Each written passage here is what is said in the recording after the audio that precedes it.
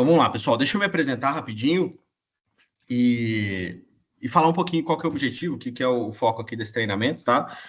Meu nome é Lucas, eu tenho graduação e mestrado em administração ali pela USP de Ribeirão Preto. Eu estou bastante tempo trabalhando com governança. Minha especialidade maior é finanças, mas eu também trabalho com governança corporativa. Estou há quase 20 anos trabalhando com isso, então ajudando empresas familiares a estruturar um modelo de governança. Trabalho também, sou conselheiro de algumas empresas, então a minha experiência é voltada aqui para o conteúdo que eu vou trazer para vocês, tá?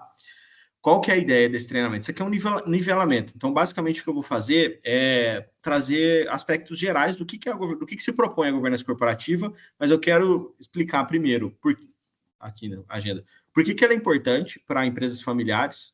Então, eu vou explicar aqui para vocês qual que é o contexto de uma empresa familiar e por que é importante a gente falar em governança para empresas desse tipo.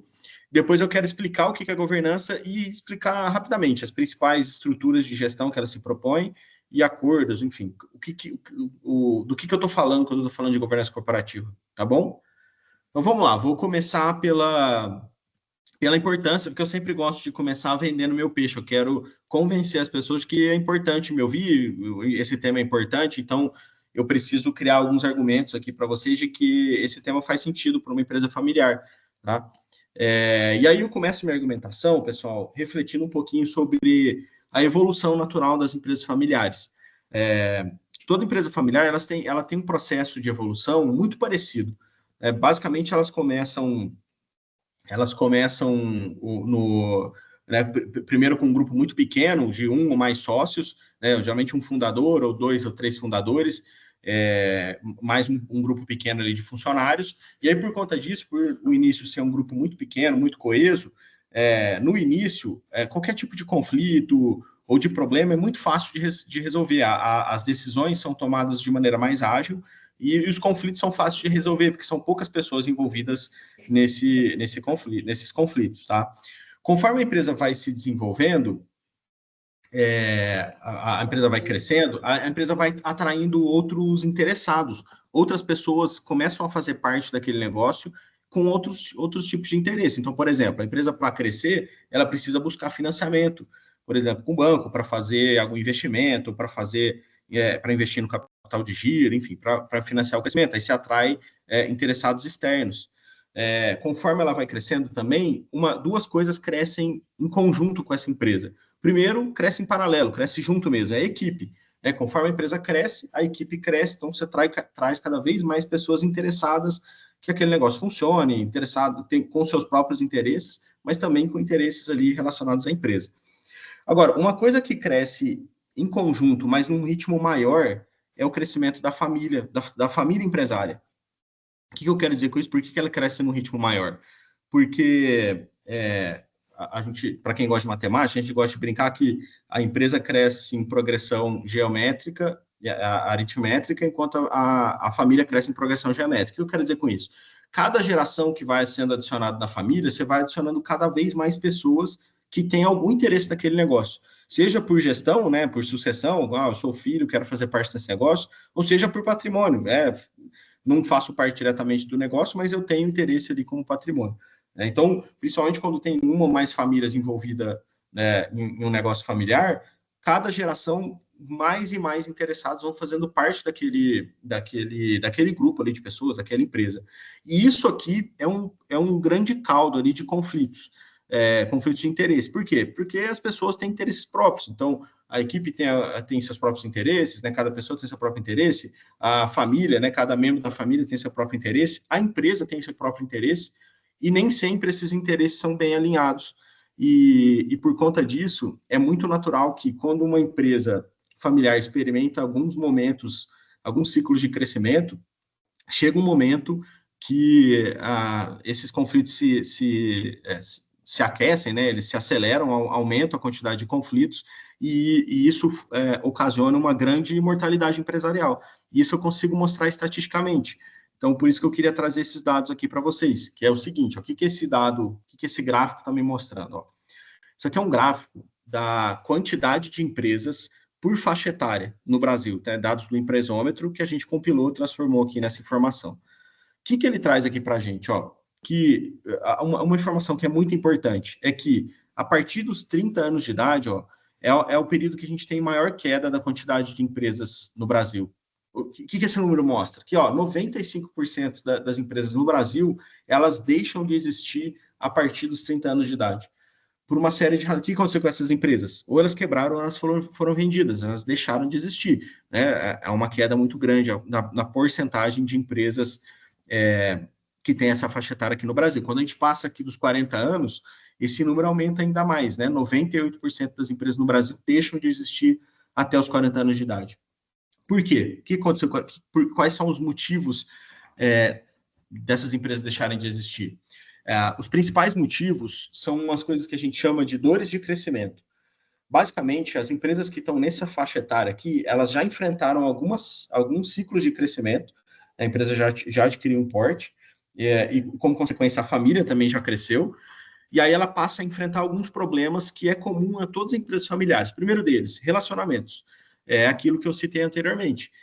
Geralmente nessa faixa de idade aqui da empresa, entre 30, 40, 50 anos, que a sucessão, né, os sucessores, filhos, netos, enfim, outras pessoas passam a fazer parte do negócio, e esse é um momento muito delicado da empresa, justamente porque as pessoas têm interesses diferentes. Mais uma vez, filhos, sucessores podem ter interesses diferentes do que a empresa, do que os sócios, e isso tende a gerar conflitos que, se não for bem tratado, bem organizado, tende a escalar e inviabilizar o negócio, tá? Outro problema que é comum dessas empresas aqui nessa faixa de idade, das empresas familiares, é uma coisa que a gente chama de morte da atividade empreendedora, a morte da capacidade estratégica dos fundadores. O que é isso? Até por característica dos sócios das empresas no Brasil, né? Basicamente, no Brasil, os fundadores de empresas familiares, eles têm dois perfis. Ou eles são excelentes vendedores e criaram uma empresa a partir da capacidade que eles têm de fazer vendas, ou seja, criaram uma carteira boa de clientes, são bons vendedores e criam a partir dessa habilidade.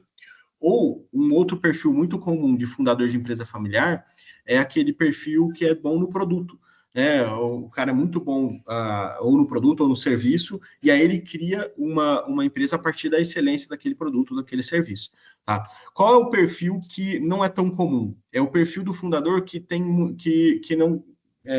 mais habilidades ou mais conhecimento de gestão.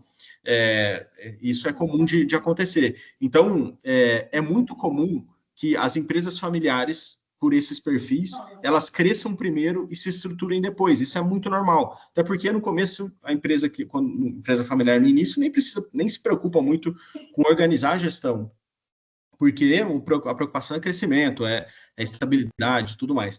Mas chega um momento que essa falta de estrutura cobra o preço dela. E o preço, um dos preços, é o que a gente chama de morte da atividade empreendedora, que é o seguinte: a empresa atinge um porte que faz com que o volume de atividades no dia a dia mate a capacidade que o sócio tem de continuar empreendendo. Então, é comum que empreendedores, né, que fundadores, gestores de empresas familiares nessa faixa de idade aqui, estejam muito atolados em problemas rotineiros de dia a dia e gastando pouco tempo com estratégia, com pensar no futuro. E empresa que não tem tempo para pensar no futuro está fadado a ficar no passado, porque o mercado muda, os concorrentes se alteram, os produtos se alteram, então é função do empreendedor continuar empreendendo, continuar pensando no futuro dessa empresa, né? Então, esse é um outro problema que é comum dessas empresas, tá? E aí o terceiro problema, que é a outra causa aqui de mortalidade, dessa grande mortalidade empresarial, é a ausência de controles. Não é todos os casos, mas em muitos casos isso acontece, que empresas que atingiram, de novo, estão nessa faixa etária, atingiram alguns ciclos de crescimento, mas ainda não criaram boas estruturas de controle, principalmente financeiros, de indicadores, e não criaram ali uma cultura de gestão baseada em indicadores. E isso faz com que isso acaba afetando os outros dois pontos ali em cima, né? A empresa atingir um porte, um volume de operações que fica difícil você controlar, ter um bom controle, ter uma boa gestão sem ter bons medidores. É como se você estivesse dirigindo uma Ferrari numa velocidade, em alta velocidade, mas sem medidor de velocidade, sem ferramenta, sem direção para dar controle. Enfim, aquilo, né, É comum dizer que aquilo que não é controlado não é gerido. Então, uma empresa que está nesse momento e não fez uma boa estrutura de controle, ela também gera risco ali para a sociedade. Então, essas são as principais razões das empresas deixarem de existir nesse período aqui, e é por isso que a governança é tão importante, vocês vão ver um pouco ali na frente, que é basicamente esses problemas que a gente trata nos projetos de governança. Tá? Por que isso acontece com empresas familiares? Porque a empresa familiar, ela é uma junção de três coisas: família, propriedade e gestão, né? Você tem uma ou mais famílias envolvidas na gestão daquela empresa, a propriedade, né? A família, alguns membros da família vão encarar aquela empresa como uma propriedade e natural, como parte do patrimônio dela. E você também vai ter familiares envolvidos na gestão do negócio. Então, é tudo meio misturado nas empresas familiares, isso é normal, faz parte do processo. O grande problema é que essa mistura, essa junção aqui de família, propriedade e gestão, essa confusão de papéis, ela é um grande gerador de conflitos, né? Então, é comum que problemas da família se reflitam no dia a dia da empresa, ou das empresas familiares, e vice-versa, problemas na gestão afetem o relacionamento familiar, alguns problemas de propriedade, né? Discussões sobre a propriedade daquele negócio também afetem a família e a gestão da empresa, enfim. Essa mistura, ela, se não for bem organizada, ela é um caldo gerador de conflito e que tem grande potencial de impactar no sucesso da empresa, né? E de virar essa estatística aqui, que é a estatística da grande mortalidade de empresas familiares, tá? Então, qual que é o papel da governança corporativa? O papel da governança é separar um pouco essas caixas.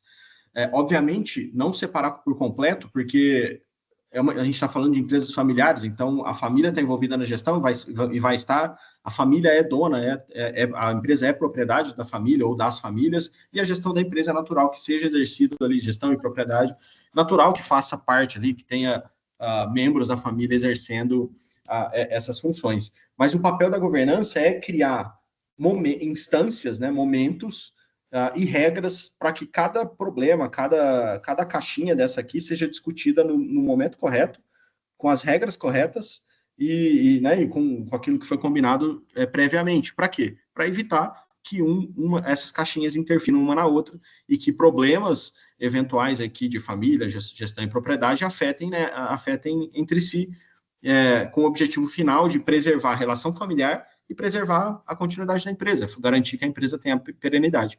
Esse é o principal objetivo da governança corporativa. Tá? Então, por isso ela é tão importante para a empresa familiar, porque ela atua nesse ponto. Ela atua, primeiro, naquele estágio da empresa em que, como eu mostrei para vocês estatisticamente, é um estágio muito arriscado, que 98% das empresas deixam de existir nesse estágio, e ela atua gerindo essas relações, família, propriedade e gestão, com o objetivo de criar um modelo de gestão e de acordos para que essa relação seja bem azeitada e não gere tantos conflitos e garanta a perenidade do negócio, tá? Então, pessoal, espero que eu tenha convencido vocês de que é importante, e aí agora eu quero explicar para vocês o que é a governança corporativa, quero refletir aqui junto com vocês. Eu vou começar, pessoal, com uma definição formal, mas depois eu vou traduzir isso aqui, porque é uma definição formal, importante eu ter uma definição aqui do IBGC, que é um Instituto Brasileiro de Governança Corporativa, mas vocês vão ver que o texto é difícil de entender, então o que eu vou fazer? Eu vou ler para ter a definição formal, mas eu vou destrinchar, tá? Para a gente conseguir entender o que é governança e como que ela se adequa às empresas familiares, tá? Então vamos lá, como que o IBGC trata a governança corporativa? Segundo o IBGC, a governança corporativa é um sistema formado por princípios, regras, estruturas e processos, pelo qual as organizações são dirigidas e monitoradas com vistas à geração de valor sustentável para a organização, para os seus sócios e para a sociedade em geral. Esse sistema baliza a atuação dos agentes de governança e demais indivíduos de uma organização na busca pelo equilíbrio entre os interesses de todas as partes, contribuindo assim positivamente para a sociedade e para o meio ambiente. Eu falei difícil para caramba, mas provavelmente vocês absorveram um pouco do que eu falei. Então, vamos destrinchar. O que esse texto está falando para a gente? O IBGC basicamente está falando o seguinte: governança são duas coisas, é um conjunto de regras, né, de acordos, e uma estrutura de gestão. É isso, um conjunto de acordos e uma estrutura de gestão sugerida, né, que tem dois objetivos. Primeiro, organizar o interesse das pessoas que fazem parte do negócio. acima de tudo, buscando equilíbrio, buscar equilibrar os interesses de todas essas partes envolvidas, para quê? Para garantir a continuidade do negócio. Basicamente, governança é só isso. Então, para que vocês entendam o que é governança corporativa, o que ela se propõe, eu preciso trazer para vocês, primeiro, qual que é a estrutura de gestão que a governança corporativa sugere como melhores práticas, e quais são essas regras, quais são os acordos que fazem parte desse escopo para que a gente tenha uma boa organização em termos de governança e evite aqueles conflitos ali, aqueles problemas que eu citei anteriormente para vocês, tá? Então, daqui para frente, eu vou abordar essas duas coisas. Eu vou, primeiro, pelas estruturas, eu quero explicar o que é a estrutura de gestão sugerida pela governança corporativa, e depois eu vou passar rapidamente pelas principais regras que compõem os acordos aqui que são interessantes para evitar os conflitos que a gente conversou, tá? Então, começando pelas estruturas. Para isso, pessoal, então vamos lá, de novo. Governança é uma estrutura de gestão e um conjunto de acordos. Qual que é essa estrutura de gestão? E por que ela faz sentido? Como que o que ela significa, tá? Para isso, eu vou fazer uma analogia aqui com vocês, tá? Eu vou retomar o tempo das navegações, né? O tempo que a coroa portuguesa mandava os navios ali para o mar, para atravessar o Atlântico e para comercializar especiarias, enfim, fazer negócios, tá? Por que eu vou fazer isso? Porque o modelo de governança, o modelo de gestão sugerido por governança é muito parecido com a realidade, né, com a realidade aqui da gestão feita ali nesses tempos das navegações, tá? Então, como que funcionava esse modelo? Ó, nos tempos das navegações, quem que era dono das embarcações? Era a coroa portuguesa. Só que, sim, obviamente, a coroa não conseguia ter membros da família dela presente em todas as expedições, por várias razões. Primeira delas, porque era impossível. Eram várias navegações, então não tinha membro da família presente em todos os barcos. Segundo, porque era perigoso, né? Você ter membro da realeza presente ali, eles entravam doenças, intempéries, né, de tempo, risco de acidente. Então, para conseguir fazer essa gestão ali dos barcos, eles tinham uma figura que era o representante da coroa, né, dos donos aqui dessas embarcações, dentro da embarcação. Essa figura era o capitão, né, que basicamente era essa pessoa que representava a coroa na gestão ali, no dia a dia das embarcações. Agora, tinha um problema relacionado a conflito de interesse, porque o interesse da coroa não era necessariamente o mesmo interesse dos capitães, né? Qual que era o interesse da coroa? Aumentar a lucratividade dela em cada uma das operações, aqui em cada uma das expedições. E, a princípio, a coroa entendia que os capitães tinham esse mesmo interesse, e por isso eles ofereciam uma parte da remuneração das expedições, uma parte do lucro das expedições, como contrapartida para o capitão. Para quê? Para que houvesse ali um alinhamento. Qual que era o pensamento? Ó, tá, eu quero que esses barcos aqui, que essas expedições me deem mais lucro. Se eu der uma parte do meu lucro para o capitão, ele também vai querer que esse lucro aumente. Então, estamos com o interesse alinhado aqui. O que acontecia? Qual que era o problema? O que aconteceu que era muito comum de acontecer? Bom, os capitães, na hora que estavam no barco ali, estavam longe, a quilômetros de distância da coroa portuguesa, alguns deles faziam a conta. Tá, eu posso dar uma parte dessa expedição para a coroa, mas se eu ficar com tudo, não tem ninguém para me vigiar, e se eu pegar todos esses barcos aqui e assumir, e aí eu começo a fazer operações por minha conta? Acontecia muito isso. Muitos capitães viraram piratas. Então, eles assumiam as embarcações, roubavam as embarcações e faziam por conta própria as expedições. Então, a coroa começou a perceber que era necessário fazer um realinhamento de interesses. Então, a título de curiosidade, como que a coroa fez isso? A coroa, nos novos contratos ali com capitães, além de oferecer uma parte do lucro para aumentar o lucro dessa expedição, elas também faziam, a coroa portuguesa, né, a realeza, pegava, por exemplo, a família do capitão como custódia. Ou seja, se o capitão não voltasse, a família ia sofrer consequências.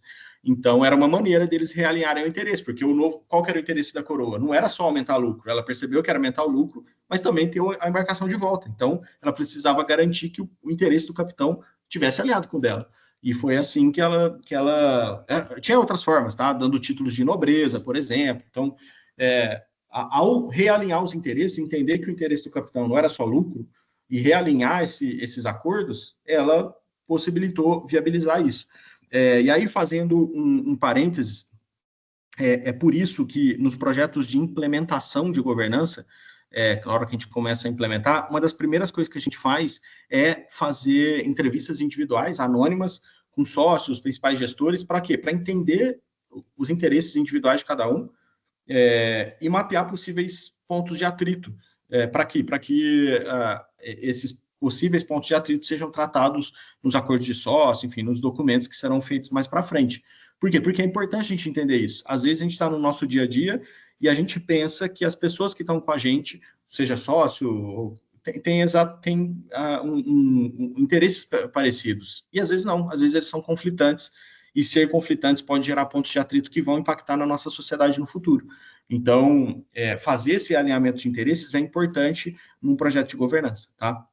Mas beleza, ó, a Coroa realinhou os interesses, fez ali, contratou ali um capitão, realinhou os interesses, fez um contrato, agora ofereceu recursos para o capitão, agora a bola estava com o capitão. O que o capitão tinha que fazer? Ele tinha que planejar essas expedições. Então, era papel do capitão, a Coroa passava ali a meta, né, onde que eles iriam, e era papel do capitão fazer o planejamento dessas expedições. Um capitão passava, às vezes, até 2 anos planejando como seriam essas expedições, porque na época não tinha muito recurso, então era natural que ele mandasse um representante deles na frente para medir demanda. Então, por exemplo, porque ele não podia correr o risco de colocar 5 embarcações, viajar até as Índias, chegar lá e descobrir que ele poderia ter enchido 10, ele perdeu demanda. E também ele não podia ir com 10 embarcações e voltar só com 5 cheias, ele teria prejuízo. Então era natural que ele mandasse alguém para sentir, né, ver qual era a demanda que eles tinham, e a partir dessa demanda ele fazer o planejamento. Então o que ele ia fazer? Planejar os recursos, tá? Eu vou mandar tantos barcos, eu preciso de tantos tripulantes, eu preciso de tanto recurso, né, de alimentação, fazer o planejamento. Planejar a rota, né, a gente vai sair em tal data, eu tenho as minhas metas de andar tantos e tantos quilômetros por período, a cada dia eu tenho, enfim, a cada data ali eu tenho alguns pontos de parada que eu tenho que atingir. Ele traçava o caminho, o planejamento. Então, era papel do capitão fazer isso, pensar no futuro, organizar os recursos, planejar a rota, definir as metas, enfim, era o capitão que fazia isso. Mas também era papel do capitão monitorar se isso estava acontecendo. Por quê? Se tem uma coisa que a gente sabe na hora que a gente faz planejamento, é que o planejamento está errado, né? Porque ninguém é mãe de nada, ninguém consegue ter certeza do futuro. Então, você faz um planejamento sabendo que vão acontecer coisas que não estavam previstas. Por exemplo, no caso aqui das embarcações, ele planejava atingir alguns pontos de parada em determinadas datas, mas aí ele passava por alguma tempestade, e isso atrasava a viagem. Então, ele tinha que refazer o planejamento, né? Porque teve ali um imprevisto que fez ele readequar. Teve doença na tripulação, preciso reorganizar meus recursos e talvez a gente perdeu aqui parte da alimentação, então eu preciso refracionar a minha alimentação. Enfim, era papel do capitão também, a partir do momento que ele definiu o futuro, acompanhar esse planejamento para que periodicamente ele visse se esse planejamento precisaria de ajustes dado a partir dos dados da realidade. Tá? Bom, depois que o capitão fazia isso, ele passava a bola para a tripulação, que era quem de fato ia executar o plano do capitão, né? As pessoas que trabalhavam ali no dia a dia, que eram os executivos, a diretoria executiva aqui do capitão. Né? O capitão dava as metas, dava a direção, dava o planejamento, fazia a monitoração, fazia o plano, mas quem executava era a tripulação. Então, era papel dos marujos aqui, dessa tripulação, executar o plano que foi traçado pelo capitão. Agora, no barco, na embarcação, aqui em cima, tinha uma última área que era muito importante para o sucesso das navegações. Essa área é chamada de gávea. Por que ela é importante? Porque ela tem uma visão privilegiada. O que ela faz? Se ela olhar para baixo, o marujo que está ali na Gávea, se ele olhar para baixo, ele tem uma visão privilegiada do ambiente interno do barco. Ele consegue colher informações, indicadores importantes para o capitão. Ele consegue ver, por exemplo, olhando para baixo, se o barco teve alguma avaria, né? Sofreu algum problema ali no casco, na frente ou na traseira do barco. Ele consegue ver se alguma equipe está com algum problema, está enfrentando algum problema que é visível, que possa ser visualizado. Então, ou seja, a Gávea conseguia monitorar o ambiente interno, colher informações e passar para o capitão. O capitão, tivemos um acidente, o casco do barco está com um problema, a gente precisa tomar uma ação. Tá? Agora, essa mesma função, esse mesmo marujo, se ele olhar para frente, né, para cima, para frente, para trás, para os lados, ele consegue ver o ambiente externo como um todo, usando ali uma lupa, uma luneta, ele consegue ver a quilômetros de distância. Então, ele também conseguia fazer um monitoramento do ambiente externo do barco. E aí oferecer informações para o capitão. Capitão, estou vendo que a alguns quilômetros de distância a gente vai cruzar com um iceberg, a gente precisa mudar a direção, porque senão a gente vai bater e vai ter problemas. Estou vendo que a alguns quilômetros de distância, a gente continuar nesse mesmo caminho, a gente vai passar por uma tempestade, isso vai atrasar o nosso plano. Será que não faz sentido a gente mudar um pouco a rota e compensar depois? Enfim, era papel desse marujo aqui, olhar um ambiente externo também, colher indicadores do ambiente externo, e aí informar para o capitão replanejar, monitorar e replanejar e refazer o plano. Tá? Bom, se ficou claro para vocês como que funcionava essa estrutura de gestão aqui do barco, vocês acabaram de entender a estrutura de gestão de governança, ou pelo menos as melhores práticas que a governança sugere. Tá? Por quê? Porque fazendo um paralelo para a empresa, o capitão, a figura do capitão, é o que a gente chama em governança de conselho de administração ou conselho consultivo, que basicamente é um órgão criado ali com participação de sócios. Eu vou explicar um pouco mais sobre ele mais para frente, mas com participação de sócios e algumas outras pessoas, mas que tem um objetivo: planejar e monitorar o planejamento. Então, pensar a empresa no futuro e monitorar se esse planejamento está acontecendo. Tá?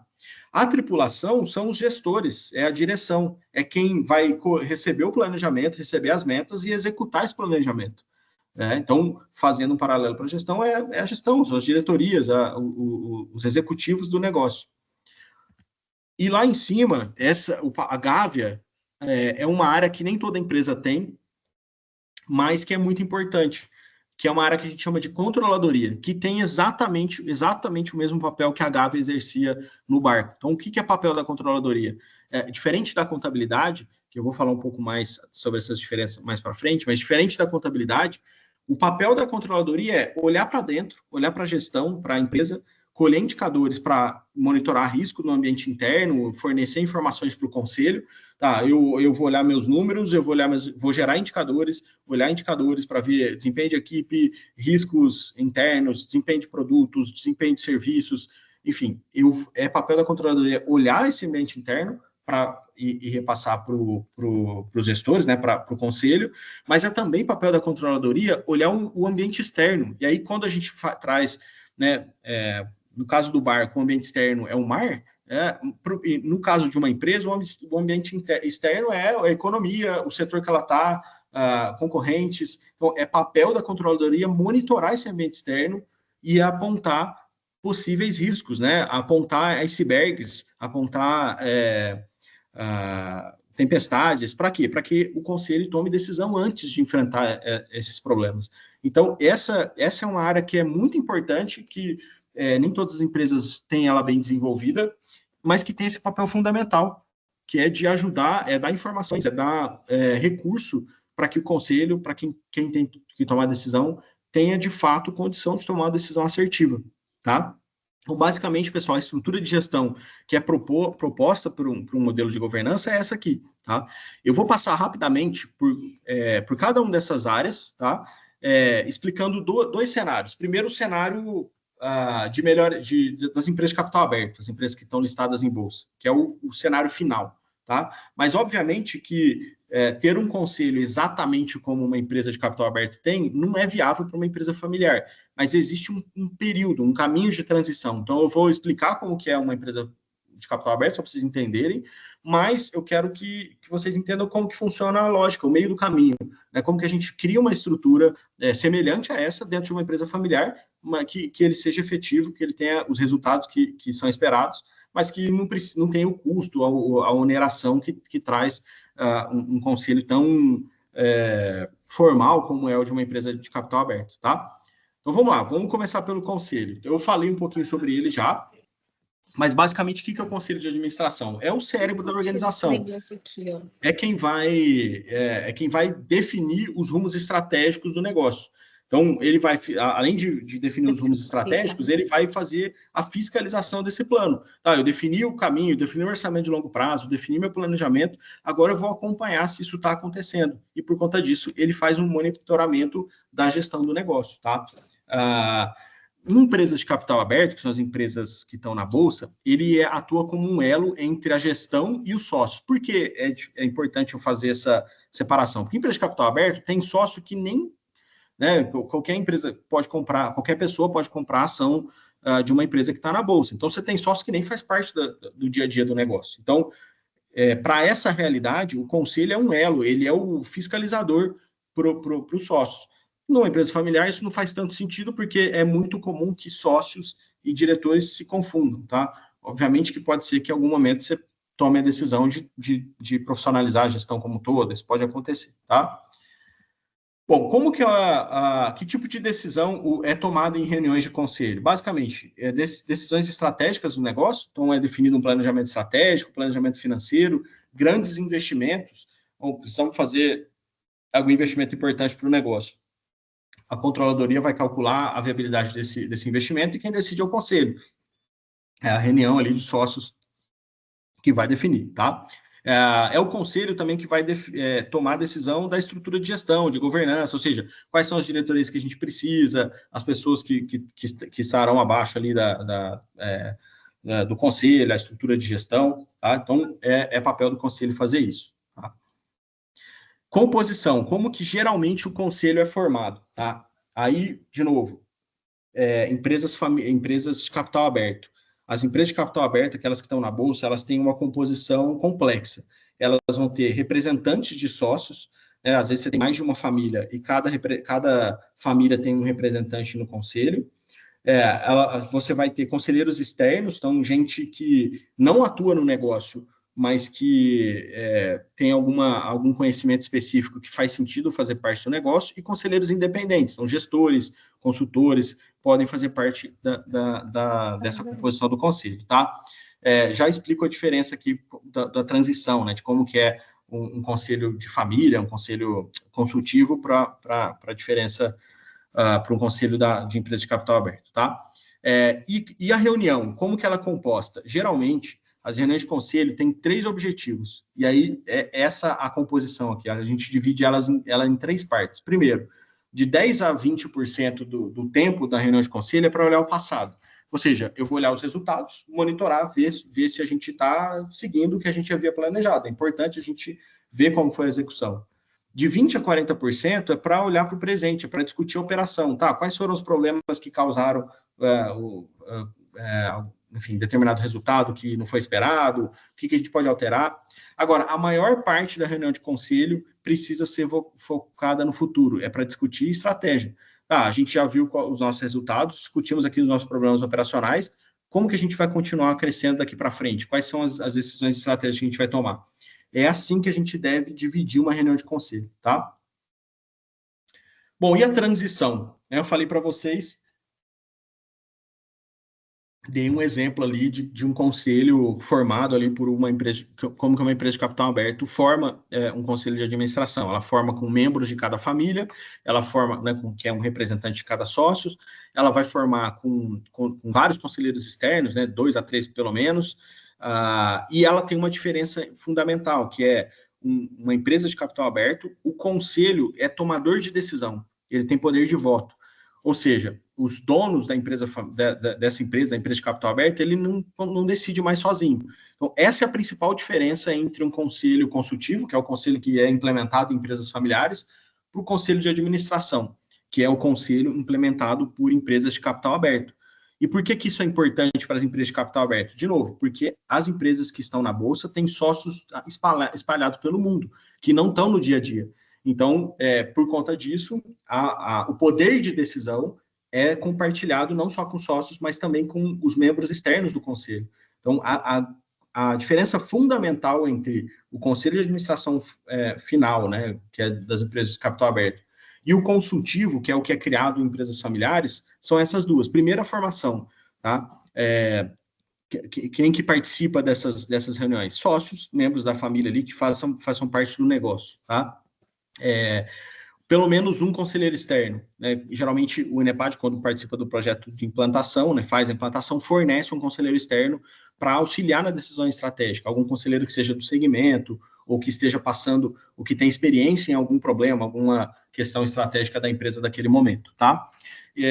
Porém, existe uma diferença fundamental, que é, esse externo não tem poder de decisão, ele atua como um consultivo, ele ajuda a tomar decisão, mas ele não tem poder de voto. É diferente do que é o conselheiro de administração. Tá, mas por que isso é diferente de uma reunião básica de sócios? Porque a evolução de uma reunião básica de sócios para um conselho consultivo é a formalização dessa reunião. Tá? Quando a gente faz um projeto de implementação, a gente vai definir agendas fixas para essas reuniões, então elas vão acontecer pelo menos uma vez por mês. Além disso, a gente vai formalizar as regras de como que é a participação, como que funciona ali para fazer parte do conselho, e a gente vai definir pautas, então pautas formais para que o sócio realmente tenha tempo para, pelo menos uma vez no mês, no mínimo uma vez no mês, na reunião de conselho consultivo, olhar para pontos importantes do negócio que no dia a dia, principalmente o sócio que está na operação, não consegue olhar, porque está ali preocupado em resolver problemas de dia a dia. Então, esse é o caminho, tá? Esse é o meio do caminho. A diferença é que na hora que vai para o conselho de administração, aí isso é mais formalizado, e aí os conselheiros externos decidem, fazem parte da tomada de decisão, tá? Bom, e a diretoria? A diretoria executiva é quem vai colocar em prática o que foi definido pelo conselho de administração, tá? Em empresas familiares, é comum que o conselheiro, a pessoa que trabalha que faz parte do conselho, também seja o diretor. É muito comum isso acontecer. Só que a gente tem que entender que são papéis diferentes, né? Na hora que a gente está na reunião de conselho, a gente está olhando para a empresa, vendo o desempenho de cada segmento, olhando para cada setor, e o nosso foco inclusive, ser cobrado, né? Por alguma diretoria, se não tiver entregando ali o resultado que foi planejado por cada uma das áreas, tá? E a diretoria, na hora que eu estou vestindo o papel de gestor, de diretor, eu sou executor do plano. Eu vou seguir o plano que foi definido no conselho, vou atender as metas que foram definidas no conselho e vou colocar em prática, tá? Bom, e a última área que eu falei ali é a controladoria, que tem aquele papel de monitorar a informação, é a Gávea, é a área que vai trabalhar com os relatórios que são gerados pela contabilidade, vai lapidar esses relatórios com esse objetivo de gerar informações para que o conselho consiga tomar boas decisões, tá? Bom, quais são as funções? O que a controladoria vai fazer e por que ela é diferente? Daqui a pouco eu explico por que ela é diferente da contabilidade. Basicamente, o que ela vai fazer? Primeiro, controle de resultados. Então, ela vai trabalhar com o controle contábil que vem da contabilidade, mas vai lapidar esses relatórios. Ela vai, primeiro, conferir se esse relatório está correto, ou pelo menos se ele reflete, de fato, a realidade do desempenho da empresa, e se não, montar relatórios que representem, de fato, o desempenho da empresa para que o conselho consiga tomar decisão. Ela também ela é responsável pelo controle de valor, ou seja, é a controladoria que vai calcular o valor da empresa periodicamente para ver se a gente está gerando, crescendo o patrimônio, né, gerando mais, se as decisões que o conselho tem tomado têm gerado resultado. Ela faz controle orçamentário, então é papel da controladoria juntar com as equipes, montar, e a partir do planejamento que foi feito no conselho, traduzir esse planejamento em números, né, definir o orçamento de longo prazo, e todos os meses olhar, comparar o desempenho da empresa de fato com o que foi planejado para que o conselho consiga monitorar, tá? E também é papel dela fazer controle de risco. Então, como eu falei, a Gávea olha para o mar, né, para ver se tem riscos, a controladoria vai olhar para a economia, para o setor, para o segmento, para crédito, para o risco financeiro, monitorar riscos da empresa para que a gente consiga ter uma boa... conseguir se antecipar a esses problemas, tá? Bom, eu falei que a controladoria é diferente da contabilidade, e ela também é diferente da diretoria financeira. Elas têm objetivos diferentes, tá? A contabilidade, ela registra, o papel dela é registrar, gerar informação. Ela só vai pegar, registrar balanço, registrar DRE. O financeiro, a diretoria financeira, é a diretoria que gerencia os recursos financeiros. Então, é papel da diretoria financeira definir como que eu vou, qual é a estrutura de capital, ou seja, se eu posso pegar endividamento ou não posso, quais são, negociar financiamentos, enfim, fazer a gestão de caixa, é papel da diretoria financeira. E a controladoria? A controladoria, ela fornece suporte estratégico. Então, diferente, quando a contabilidade apura, a controladoria lapida. Então, eu falei, essa é a função diferente. Então, a contabilidade está olhando para dentro, a controladoria está olhando para dentro e para fora. Então, ela vai pegar os números que foram fornecidos pela contabilidade, lapidar isso aqui, ver se precisa de alguma alteração, se eles reproduzem a realidade, criar relatórios de acompanhamento de desempenho, de risco e também de riscos externos. Tá? Então, essa é a função, essa é a diferença da função da controladoria para a contabilidade. Tá? Bom, mas assim como o conselho, a controladoria também tem um período de transição, tá? Porque depende muito do nível de maturidade, de como está o controle financeiro da empresa, mas é muito comum que, num primeiro momento, a primeira coisa que a controladoria faz é um trabalho um pouco mais operacional, que é aquele trabalho de pegar e melhorar as demonstrações financeiras. Então, é papel do controle aí ficar auditando os números que são gerados pelos sistemas, pela contabilidade, para quê? Para a gente ter mais confiança nesses números. Então, o primeiro passo, a primeira função da controladoria é operacional, é lapidar a informação, é gerar relatório, é criar uma base de análise para que a gente tenha uma base de controle baseada em indicadores para que o conselho tenha condição de tomar melhores decisões, tá? Mas, ao longo do tempo, conforme esses relatórios vão ficando apurados, o papel da controladoria passa a ser mais estratégico, ou seja, é nesse momento que ela vai apoiar em decisões estratégicas, por exemplo, fazendo projeções financeiras. O conselho está pensando, por exemplo, em fazer investimento numa nova fábrica. Será que vale a pena? Quem que faz essa análise de viabilidade? A controladoria. Então, é ela que vai fazer a projeção e falar, isso aqui vai dar tanto de retorno, vale a pena ou não vale. É ela que vai calcular o valor da empresa periodicamente para a gente, enfim, gerir. Enfim, aos poucos, o papel dela passa a ser menos operacional e mais estratégico. Então, tem esse período de transição, porque no início é importante que os números sejam confiáveis, tá? Então, pessoal, essas são as estruturas básicas de governança, esses 3 pilares que compõem as melhores práticas de governança e que a gente sugere, obviamente, adequando, entendendo o momento e a realidade de cada família, de cada empresa, mas é uma estrutura muito parecida com essas funções que a governança sugere, tá? Então, pessoal, eu falei para vocês que governança eram 2 coisas. Primeiro, era uma estrutura de gestão, uma estrutura de melhores práticas. A segunda é um conjunto de regras, de acordos. E agora eu vou entrar nas regras. Então, o que são essas regras? Basicamente, para a gente, retornando lá, eu falei para vocês no início que a empresa familiar é uma mistura de algumas coisas, né? Família, propriedade e gestão. Então, quando a gente olha para o ambiente da empresa, você tem uma série de interessados, né, que a gente chama, que a gente chama de stakeholders, né, nome chique aí para interessados. No ambiente externo, você tem uma série de interessados, você tem a sociedade como um todo, o governo, né, porque ele gera tributação, seus clientes, fornecedores, bancos. Agora, se você olha para dentro, você tem 3 grupos de interessados: familiares dos sócios, que podem fazer parte do negócio ou não, que têm interesse na empresa como patrimônio, os sócios, de fato, que têm interesse no negócio como patrimônio e como gestão, e os gestores, aquelas pessoas que trabalham lá.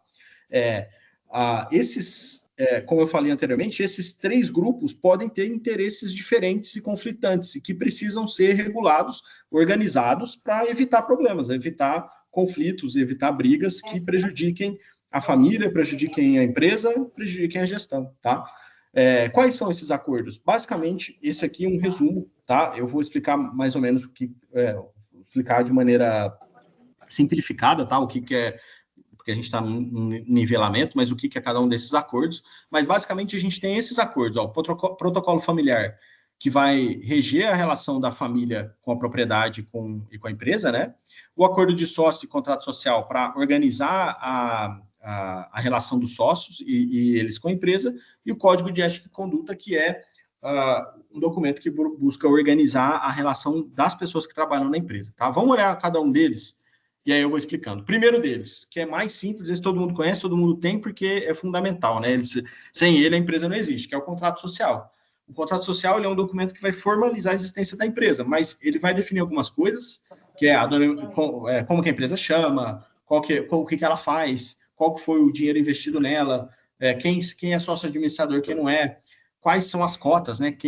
Quantos por cento cada um tem. Agora, ele não define um monte de outras coisas que tem a ver com a relação de sócios. Então, ele é um documento importante, porque sem ele não existe. Agora, ele não trata todos os problemas, os possíveis problemas que a relação entre sócios podem gerar. E o documento que faz isso é o que a gente chama de acordo de sócios, que é basicamente um acordo firmado entre os sócios do negócio com o objetivo de alinhar esses interesses. Como eu falei, sócios diferentes, pessoas diferentes podem ter interesses diferentes. Então, a gente precisa tratar esses possíveis pontos de conflito em documento para que, em uma eventualidade, algum problema que surja, a regra já tenha sido discutida quando estava tudo bem. Enfim, ela simplesmente seja executada, tá? Então, o que a gente vai definir no acordo de sócio? Por exemplo, relações internas entre os sócios, o limite da família e da empresa. Então, quais são as pessoas que podem fazer parte do negócio? Quantos membros de cada família, por exemplo, podem fazer parte do negócio? Acordo de transferência e alienação de cotas. Então, por exemplo, uma empresa que tem ali três famílias, 3 fundadores, né? Ou seja, que são amigos, são 3 famílias envolvidas no negócio.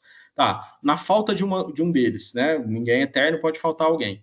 Na falta de um deles, o que acontece com essas cotas? Quem que pode assumir? A empresa pode comprar as cotas e pagar para a família dele? Qual é a regra para que isso aconteça?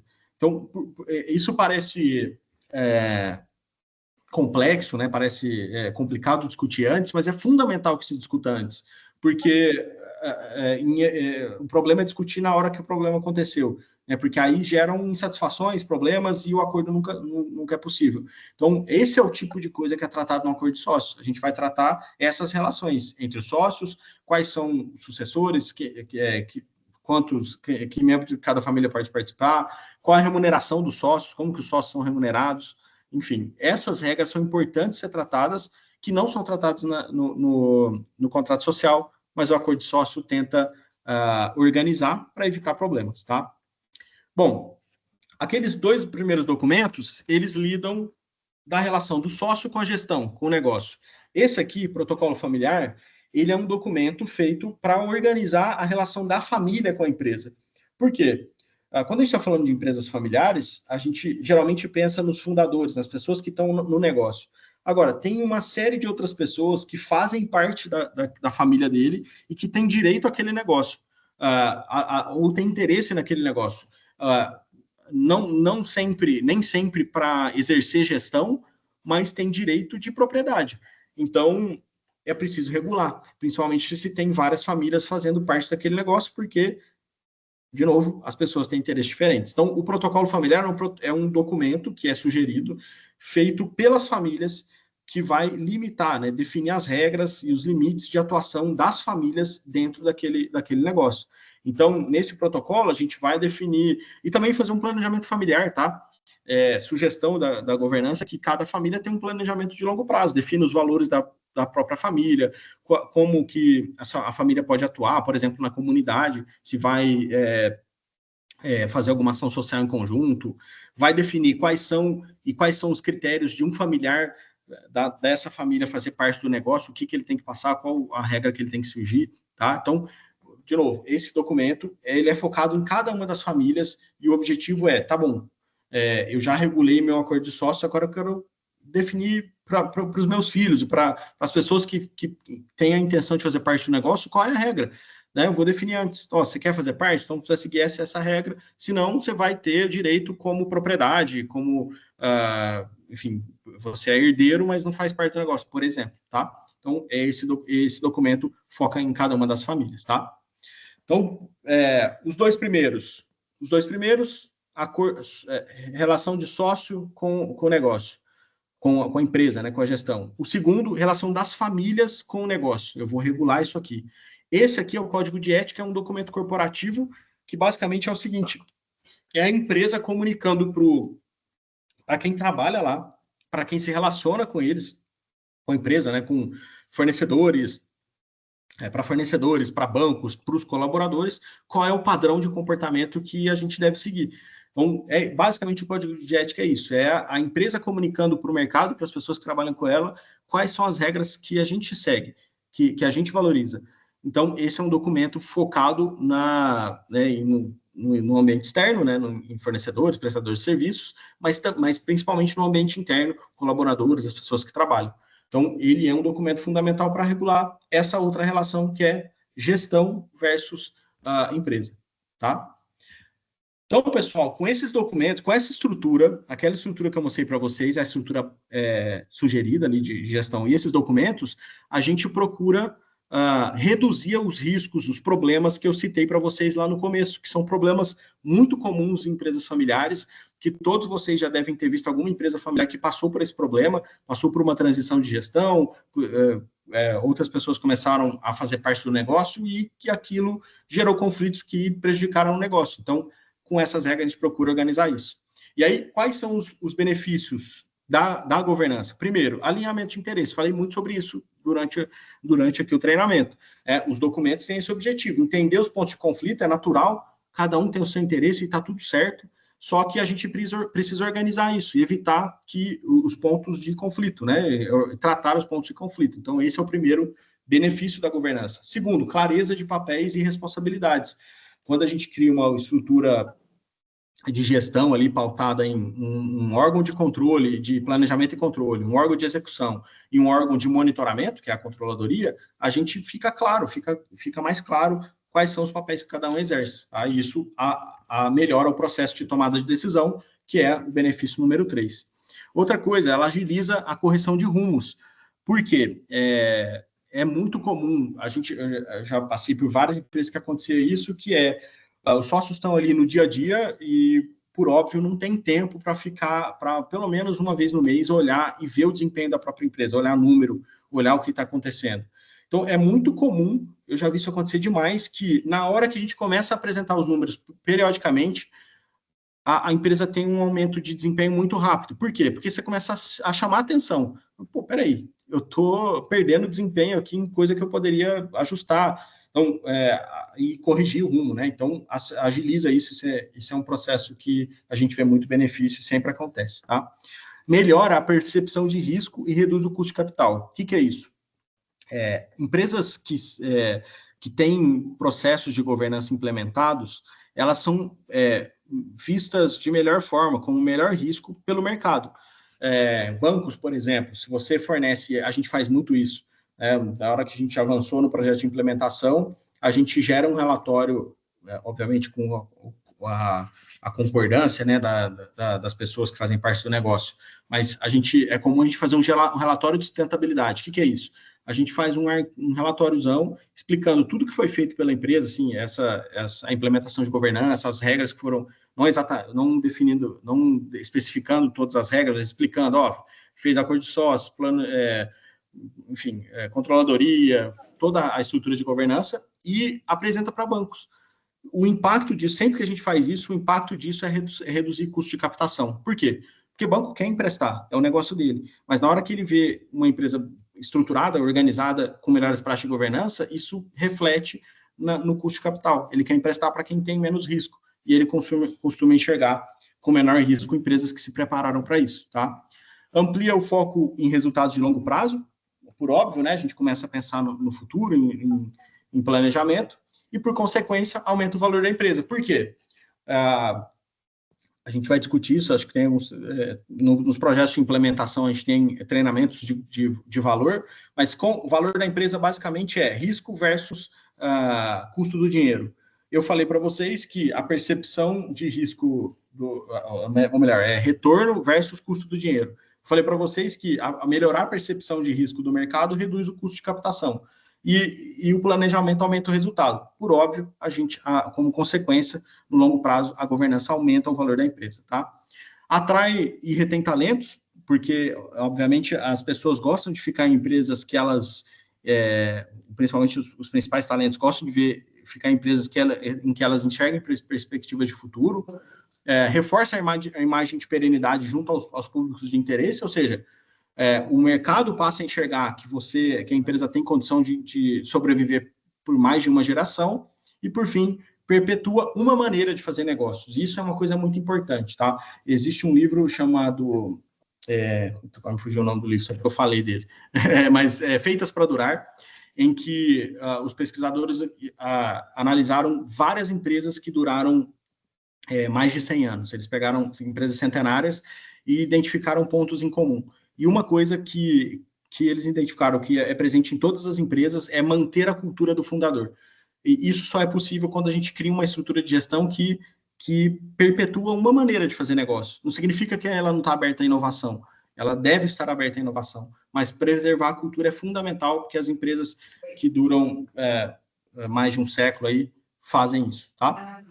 Para finalizar, pessoal, eu queria fechar com uma mensagem, que é uma mensagem do Financial Times, que ele fez baseado aqui em alguns estudos, mas basicamente o que ele diz, 70% das famílias que criam riqueza a perdem na segunda geração e 90% na terceira.